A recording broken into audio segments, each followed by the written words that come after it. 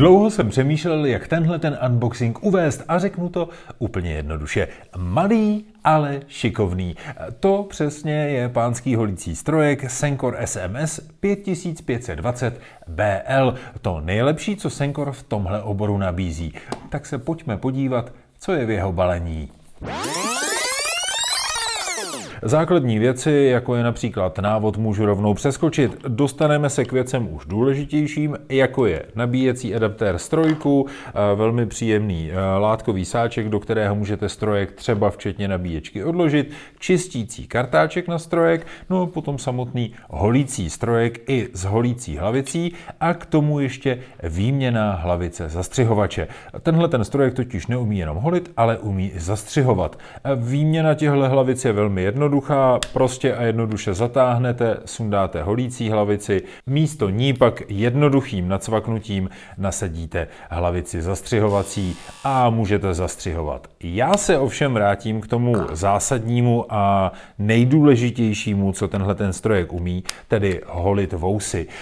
Tenhle ten strojek je vybaven hned několika zajímavými technologiemi, jako je například technologie Direct Drive, to znamená, že můžete strojek napájet přímo ze zásuvky a přitom se rovnou holit. Ovšem, pokud budete na cestách, samozřejmě tenhle strojek disponuje i akumulátorem.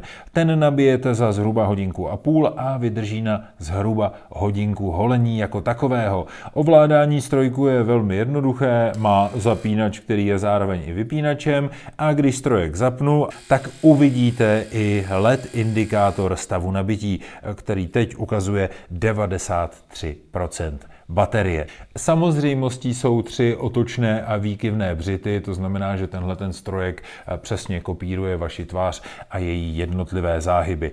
Dodám i to, že břity jsou z nerezové oceli. Já sám za sebe ocením i design tohohle strojku, který je velmi jednoduchý, ale za mě i velmi praktický, ergonomický a líbivý. Ke strojku dodám další 2 věci. Za jedno je plně omyvatelný, to znamená, můžete ho opláchnout pod vodou a za druhé se velmi dobře a snadno čistí. Stačí odsvaknout tuhletu chromovanou vrchní část, která nese samotné holící břity a dostanete se do jejich útrop, pak už je stačí jenom vyčistit, vypláchnout a máte hotovo. Údržba je splněná. Za mě, pro jakéhokoliv chlapa, k narozeninám, k Vánocům, k jakémukoliv výročí, skvělý dárek a skvělý pomocník.